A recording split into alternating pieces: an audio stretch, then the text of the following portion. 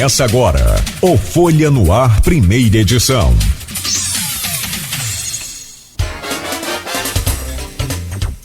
Terça-feira, 16 de março de 2021. Começa agora pela Folha FM, mais um Folha no Ar, primeira edição.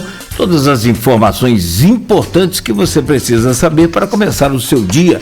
Aqui na Folha FM 98,3, uma emissora do grupo Folha da Manhã, ao vivo também no Face, no YouTube. Daqui a pouco esse programa estará editado em podcast e ainda logo mais às 17 horas com reprise na Plena TV. Hoje no programa com o jornalista Aloysio Abreu Barbosa, vamos receber o Cláudio Henrique da Cruz Viana. Ele é procurador da Justiça e presidente da Associação do Ministério Público do Estado do Rio de Janeiro, a Amperj. E aos ouvintes que estão acostumados com a dinâmica do programa, a gente pede licença e vamos inverter a ordem de dinâmica. A gente começa sempre com as manchetes, com os debates e as opiniões. Então a gente vai deixar essa parte para o fim do programa, que também é muito interessante, é importante para a gente acompanhar o andamento das últimas notícias aqui na região, a vacinação, essa coisa toda. E primeiro, então, a gente traz o Cláudio Henrique da Cruz Viana, porque ele tem uma agenda muito apertada, está complicado e a gente precisa. E muito desse bate-papo aqui hoje, dessa entrevista, vamos falar sobre assuntos da atualidade na nossa região, no Brasil, enfim, no mundo. Vamos abordar aqui o papel do Ministério, o apogeu e o declínio da Lava Jato, que é um assunto extremamente importante, e ainda a própria carreira do nosso conterrâneo, o Cláudio Henrique da Cruz Viana, que é procurador de Justiça e presidente da Amperj. Ô Cláudio, eu trago o seu bom dia logo na abertura deste programa, com muito prazer. Seja bem-vindo aqui ao nosso Folha no Ar, primeira edição. E logo a seguir, então, a gente já começa o nosso bate-papo com o jornalista Aloysio Abreu Barbosa. Bom dia, Cláudio Henrique Viana. Bom dia, Cláudio, meu xará. Xará. É um prazer estar aí com vocês. Bom dia, Luiz. Bom dia, Cláudio. Obrigado pela presença. Tudo bem, graças a Deus. Obrigado pela presença. A gente começa a ver que está ficando velho quando começa a lembrar das coisas e tem que explicar para quem tem menos de 40 anos, né? A sua carreira aqui em Campos foi uma carreira de muito destaque como promotor de justiça, mas você está há algum tempo já, aí no Rio, foi promovido a procurador e agora, recentemente, no ano passado, foi eleito para a presidência da Amperj, né, Associação do Ministério Público do Estado do Rio de Janeiro. A gente vai falar um pouco mais dessa trajetória, deixa eu estabelecido para falar isso no terceiro bloco, mas é só para te dar uma apresentação aí para quem não, de repente, não tenha mais de 40 anos, né? Pois é. Mas em relação ao primeiro bloco, é o assunto do Grande Rio, é o assunto aqui de Campos, é o assunto do Brasil, é o assunto do mundo, né? Mas o Brasil transformado em epicentro da doença, hoje o epicentro mundial da doença pela condução errática do governo federal, sobretudo. A Covid-19, a pandemia. Qual é o papel do Ministério Público no combate à pandemia da Covid, Cláudio? Bom dia. Bom dia, Aloysio, mais uma vez, é um prazer estar com vocês aí. E é isso, a gente começa realmente só uma observação, a perceber que já está ficando, mais experientes, vou chamar assim. Que eu estava agora fazendo as contas, eu já estou há 20 anos fora de Campos, né? Então, já são 2 décadas, né? Então, realmente, o tempo vai passando. Mas a Covid realmente é o assunto do momento. E o Ministério Público tem tido uma atuação muito ampla nessa área, né? do combate a fraudes, a contratações irregulares, e esse é papel do Ministério Público, né? Fiscalização de contratos. Para se ter uma ideia, a atuação do Ministério Público aqui no Rio evitou que fosse gastos, né, indevidamente 500 milhões de reais, cerca de 500 milhões de reais, meio bilhão de reais, em que foram contratos, que foram verificadas irregularidades e esses contratos acabaram não indo adiante pela atuação do Ministério Público. Claro que tantas outras hipóteses de combate à fraude, às irregularidades, também ainda em curso, né? Ações que ainda prosseguem. E, além disso, o Ministério Público tem tido uma atuação muito grande, muito importante, a meu sentir, em ações buscando que o Estado, né, os entes públicos, notadamente, eles possam atender os anseios da população e cumprir as metas científicas, né, aquilo que a ciência, os locais de pesquisa orientam nessa questão da Covid. E aí você pensa o seguinte: passa a atuação do Ministério Público por defesa do consumidor. Então, aqui no Rio de Janeiro, tem questões do transporte público, por exemplo, nesse período de pandemia, de adaptações que precisavam ser feitas, passa por questões de meio ambiente. Eu poderia dar um exemplo de questões relacionadas ao cemitério, um assunto doloroso, mas que é inevitável, né? Houve momentos aí que o Ministério Público precisou atuar porque isso tinha implicações sanitárias e ambientais, e ações aí com relação a agora, por exemplo, a questão de fila, né, para receber a vacina. Então, descumprimento de fila para vacina, necessidade de se seguir critérios minimamente científicos para se estabelecer quais são as prioridades, quais não são, nesse momento em que a gente não tem ainda vacina para todo mundo, e por aí vai. Se você for pensando aí, eu teria outros exemplos a citar. Aqui no Rio de Janeiro, por exemplo, foi feita uma força-tarefa do Ministério Público apenas para trabalhar nessa área da Covid, e essa força-tarefa ela contou com colegas de diversas áreas, participaram exatamente pela amplitude da atuação do Ministério Público. A gente está vivendo um momento tenso. A gente teve ontem a troca, né? O quarto ministro, foi anunciado o quarto ministro da Saúde em plena pandemia. É um rodízio, não sei se existe algum outro lugar do mundo, mas pelo menos não um país que seja referência como o Brasil, certamente não há, não sei em caso de troca de governo, como ocorreu recentemente nos Estados Unidos, né? Teve uma eleição, o novo governo foi eleito, logicamente outra pessoa assumiu a pasta. E você falou na sua resposta 2 vezes em seguir critérios científicos, e seguir a ciência. E seguir a ciência é tudo que o governo federal não tem feito. Se fala muito hoje nos bastidores de Brasília na possibilidade da Constituição ela poder dar guarida, ela poder reservar o direito na iminência de uma catástrofe, que a gente já está... aquela coisa, né? O tsunami está vindo. Você está vendo o tsunami vindo. Quarto, né? São 2.000 pessoas por dia mortas no Brasil, e todos os especialistas falam que a gente vai chegar até o final do mês morrendo 3.000 pessoas. O que é a média de mortes, só para usar um exemplo, da Alemanha na Segunda Guerra Mundial.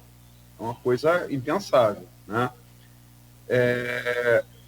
de haver uma reunião entre Congresso, Supremo, para fazer o que o governo federal se nega a fazer. Como é que você vê, enquanto jurista, essa possibilidade?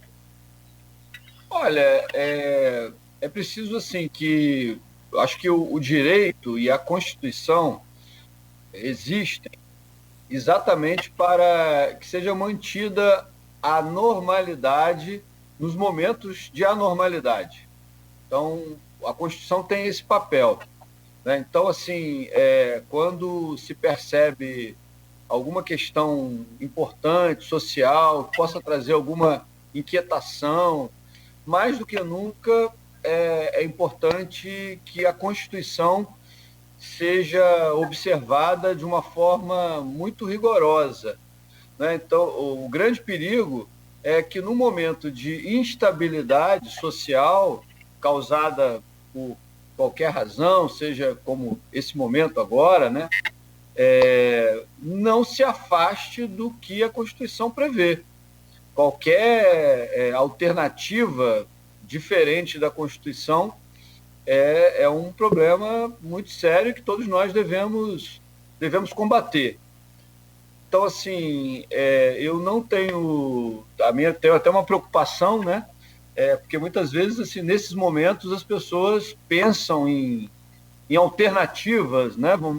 Como se houvesse uma exceção, como se fosse possível se criar uma exceção fugindo do texto constitucional. Acho que, assim, o mais importante nesse momento é que cada poder, cada função do Estado desempenhe o papel que a Constituição prevê para essa instituição. Então, o Judiciário tem que funcionar e cumprir o seu papel, né, seguir a sua orientação, o Legislativo a mesma coisa, o Executivo a mesma coisa, o Ministério Público e por aí vai, né? Todas as funções aí do Estado devem estar funcionando. Assim, essa troca de ministros, né, que você comentou, o que mais preocupa a todos é que muitas vezes a gente não percebe que há assim, uma política de Estado, né, em que a substituição das pessoas elas poderiam passar despercebidas. Então, se existe uma política de Estado que se pense na questão da saúde ou diversas outras questões não relacionadas a ou B, A ou B acabam sendo trocados e isso é menos sentido. O problema nosso é que, muitas vezes, a política ela fica vinculada àquela pessoa, àquele grupo que está ali. Espera-se, contudo, que essa troca ela possa representar uma melhoria, um acréscimo, né? É o que todos nós esperamos, mas sem dúvida é um motivo de preocupação.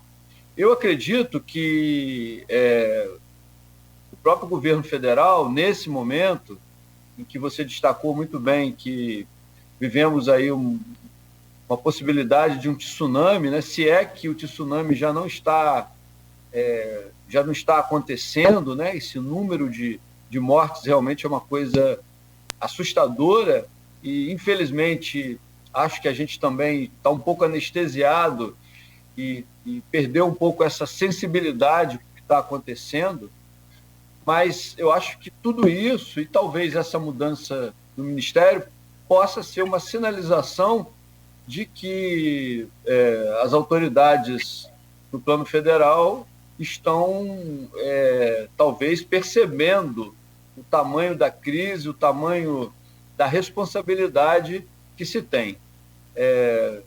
Vamos aguardar, mas eu acredito que isso possa ser uma sinalização positiva, olhando sempre por esse lado, né? O lado positivo. Eu falei de uma costura entre Congresso e Supremo, esqueci de dizer que, logicamente, ela também envolveria o Poder Executivo, que seriam os governadores e prefeitos, né? Quer dizer, o Poder Executivo também estaria nessa costura. Porque Você deve ter visto, não sei se você chegou a ver, as entrevistas da Ludmila Rajar, Ludmila Rajar. Ludmila não, Ludmila Rajar. O sobrenome dela é meio complicado. Eu acho que é libanês, né? Isso mesmo, Ludmila Rajar. Tanto na Globo News ontem, uma entrevista que revela que ela levou um plano, ela tinha um plano, inclusive a adoção de um protocolo nacional, que não há um protocolo nacional no Brasil. O Brasil não tem protocolo, né? Cada ente federativo ou cada profissional de medicina, médico, trata o paciente de acordo com o que acha correto fazer. Você não tem um protocolo nacional. Você não tem um protocolo para os doentes das outras doenças. Porque o que ainda mais mata no Brasil ainda é doença cardiovascular e câncer. E há vários pacientes em tratamento que abandonaram a rede pública e privada de saúde com medo de se contaminarem por Covid, né? Então, ela levou uma série de protocolos e aventou a possibilidade, sim, de fazer lockdown. Ela fala em lockdown regional e o Poder... isso foi na Globo News, na entrevista ao vivo que ela deu. Mas o Poder 360, né, um site que é respeitado, inclusive promove pesquisas de intenção de voto, apurou, né, que o diálogo entre eles, entre a Ludmila, foram 2 diálogos, né, entre a Ludmila e o Bolsonaro, analisando a possibilidade dela assumir o Ministério da Saúde. E quando se falou em lockdown, eu vou repetir aqui, é um pouco, vou usar termos chulos, mas é o que eu vou usar as aspas do que o Poder 360 atribuiu, que o presidente disse a Ludmila. Abre aspas, Jair Bolsonaro, você não vai fazer lockdown no Nordeste para me foder e eu depois perder a eleição, né? Fecha aspas. Está aqui no Poder 360. Quer dizer, como é que fica isso? Quer dizer, o interesse de 2022 ele sobrepõe esse tsunami que a gente está falando, e esse acordo, essa costura feita entre Congresso, Supremo, governadores e prefeitos, ela teria guarida constitucional para adotar políticas que o governo vem ignorando, apontadas pela ciência? Assim, você trouxe um elemento interessante, né, vamos dizer assim, que é a interferência de interesses políticos, e aí a gente pode chamar menores, né, interesses eleitorais ou eleitoreiros em todo esse processo. Então, você vê o seguinte também, né, que quando você fala em se criar uma aliança nacional de estados, municípios, e não deixa de entrar aí também para ajudar essa aliança ou para atrapalhar essa lógica política eleitoral, muitas vezes, né? Então, eu digo isso pelo seguinte, porque hoje a gente tem no país, até pela crise econômica como um todo, diversos estados, municípios, que têm uma dependência grande do governo federal, né? Então, num momento como esse, imagina, é difícil que esses municípios, esses estados, eles possam também ter uma postura de distanciamento do governo federal, da orientação que o governo federal possa estabelecer para dentro dessa linha que você coloca, né, dessa possibilidade de se criar essas alianças, né? Mas, assim, por outro lado, né, e aí a coisa serve para os dois lados, né? Seja para não funcionar, seja para funcionar. Me parece que, assim, a população brasileira como um todo essa é uma questão que aflige as pessoas, que preocupa as pessoas, que está interferindo na vida das pessoas. Então, eu imagino que haja uma cobrança grande também dos governantes por soluções concretas. Você vê aí a questão da vacina. E aí todas as pesquisas, talvez vocês tenham até mais informações do que eu, têm apontado aí que a população brasileira ela quer a vacina, que as pessoas querem tomar a vacina, que as pessoas estão ansiosas por isso, né? Então, já se viu aí no passado recente que uma resistência, né? Houve uma certa resistência a esse processo de vacina, a se acreditar na vacina, e me parece que isso já mudou, né? Acho que quem negava, tinha essa postura de negar a eficácia da vacina, hoje já está se posicionando de maneira diferente, né? Buscando soluções para a vacinação da população.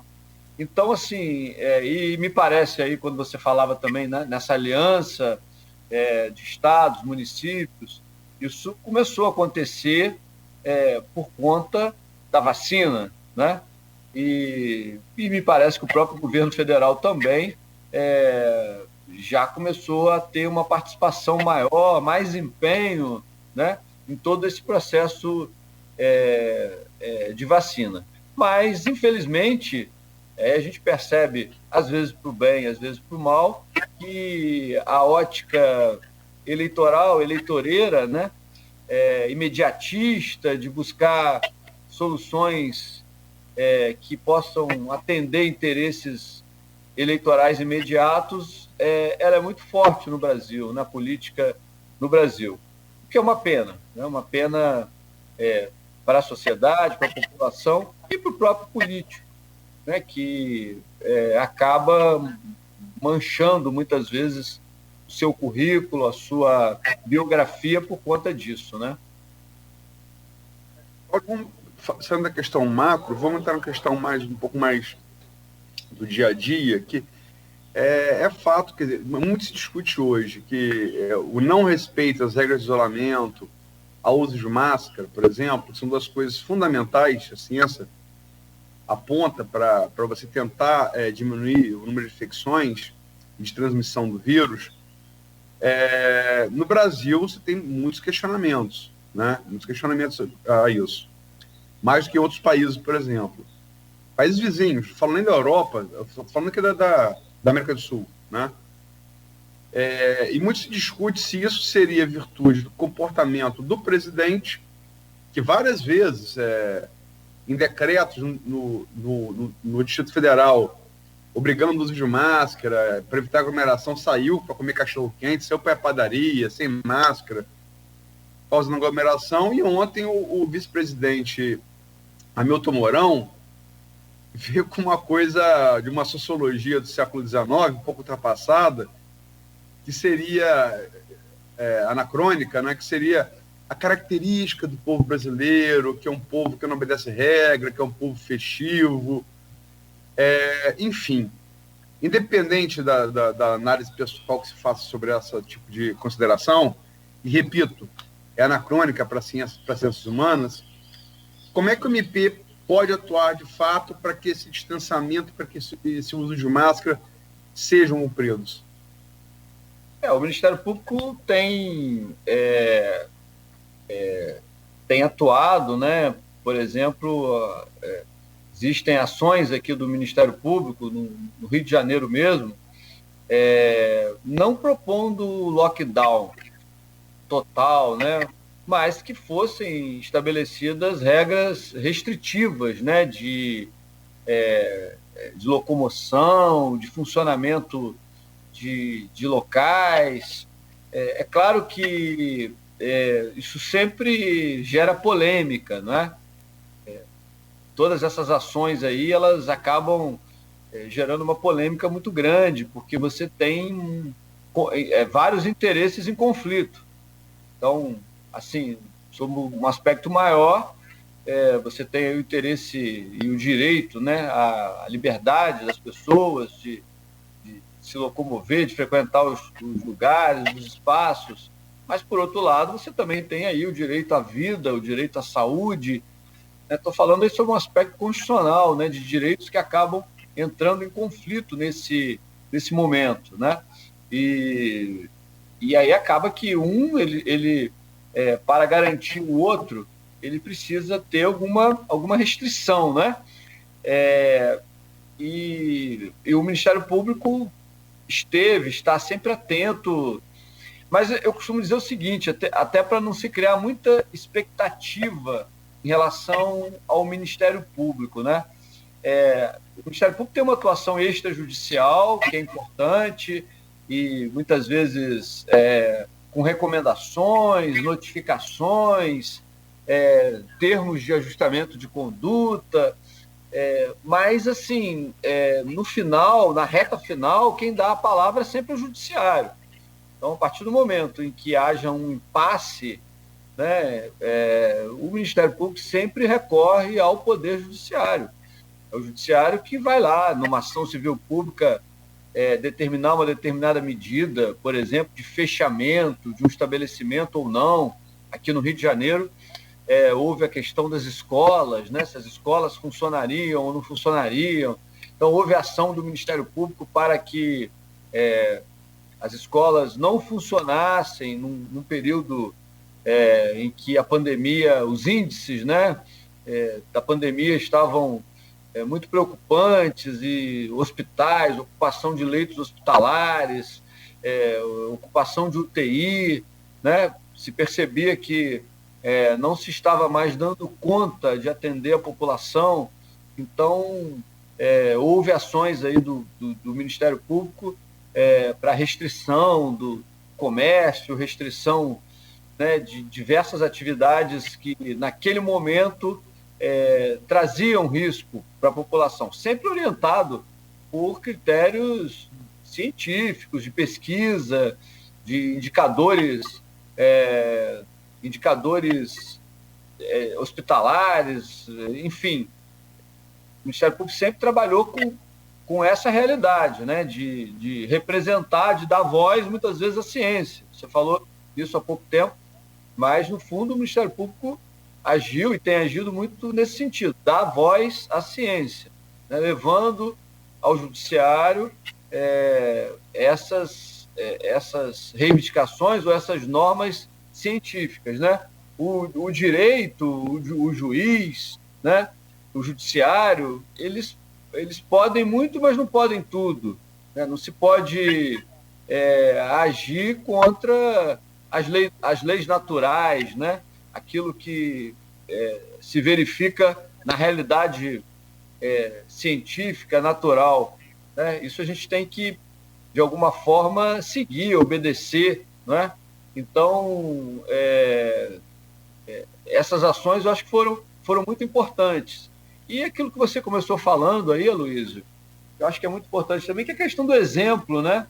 É importante que quem esteja desempenhando uma função governamental ou até uma função de maior destaque, agora esse fim de semana, eu sei que você, como eu, também é flamenguista, né? Gabigol. Nós vimos lá o Gabigol, exatamente. Enfim, é uma pena, né? Lamentável, porque é um exemplo, né? O Gabigol, ele tem, enfim, uma representatividade. Eu estou dando um exemplo bem diferente do político, do governante. Mas é isso, ele tem uma representatividade, ele tem as crianças, né, principalmente, tem uma relação com ele de ídolo, né, de uma pessoa que... Então, assim, quando uma figura como essa dá um exemplo negativo, isso é muito ruim, principalmente nesse momento, né?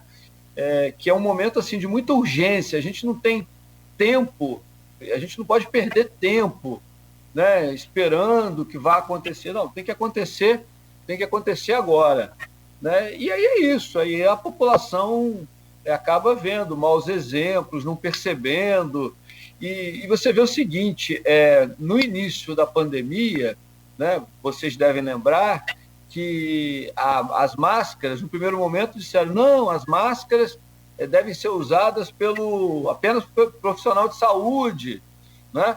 Não há necessidade de todo mundo estar usando máscara. Aí, num segundo momento, logo depois, já começou a dizer assim, não, a máscara ela tem um papel importante sim, ela pode defender, proteger, evitar a propagação do vírus. As coisas vão mudando e vão evoluindo, né? Então, assim, é claro que essas evoluções muito rápidas, nós estamos falando aí de um ano, então se você parar para pensar, há um ano atrás havia um discurso que não tinha tanta necessidade da máscara. Depois disso, mas já tem, né,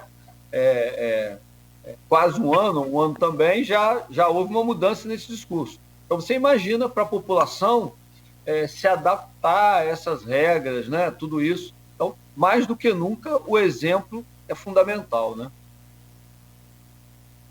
São 7h30, você quer fazer mais alguma pergunta? Vamos, porque Lava Jato com certeza vai ser. É o tema, é o tema. Não, mas... E os temas mais ligados à carreira do procurador Cláudio Henrique. Eu só queria fazer uma relação com esse bloco, e bem curta, para entender como que pensa o procurador, como que pensa o presidente, né, da Ampeg, porque você é muito combativo no que diz respeito à corrupção, né? E a gente sabe, conhece um pouco da sua história, a gente sabe da sua luta com relação a essa questão de arquivamento de processos, aquela época do Cabral, enfim. Eu só queria entender, e aí para a gente saber se a gente está fazendo um julgamento aqui como cidadão comum, né, diferentemente de você, certo, que o Cláudio, a corrupção, é corrupção, ponto final, mas a corrupção dentro da pandemia com dinheiro para salvar vidas imediatamente. Como é que você interpreta essa coisa? Isso, na verdade, como você já meio que demonstrou assim, né, que essa preocupação não é de agora, e esse realmente é um problema sério, seríssimo, né, no Brasil, e ele, a gente percebe em todas as áreas, né? E, infelizmente, não foi diferente com a pandemia. Acho que a pandemia, ela possibilitou contratações emergenciais, contratações sem licitação, possibilitou, assim, a aplicação de grandes somas, né, de recursos públicos, em tese, para combater a pandemia, e, infelizmente, aquilo que eu dizia, não chega a ser uma novidade, mas não por isso a gente tem que olhar com naturalidade, muito pelo contrário, né? Infelizmente, também na pandemia se percebeu isso, né? Que se aproveitou dessa situação, então, o que torna os crimes ainda mais graves, né? Se aproveitar uma situação de calamidade, uma situação de tragédia, né, da sociedade, das pessoas, para, enfim, ter vantagens indevidas, né? Infelizmente, é isso aí, mas o papel do Ministério Público é fiscalizar e atuar para que isso não aconteça. Perfeito. Bom, são 7h33, o Folha no Ar, primeira edição, que hoje, conforme nós informamos já de antemão, que invertemos os blocos, daqui a pouco a gente segue conversando com o Cláudio Henrique Viana, que é procurador de Justiça e presidente da Associação do Ministério Público do Estado do Rio, a Ampeg, e no último bloco, então, deste programa, a gente traz as manchetes e repercussão disso tudo aí, as informações sobre a vacina, os locais de vacinação. Fique atento aí e a gente vai repercutir tudo isso ainda hoje, mas a gente segue rapidamente para o intervalo e já o Cláudio estará de volta conosco aqui no Folha no Ar, primeira edição, oferecimento dos laboratórios Plínio Bacelar, Clínica Proteus e Dedumas Baterias.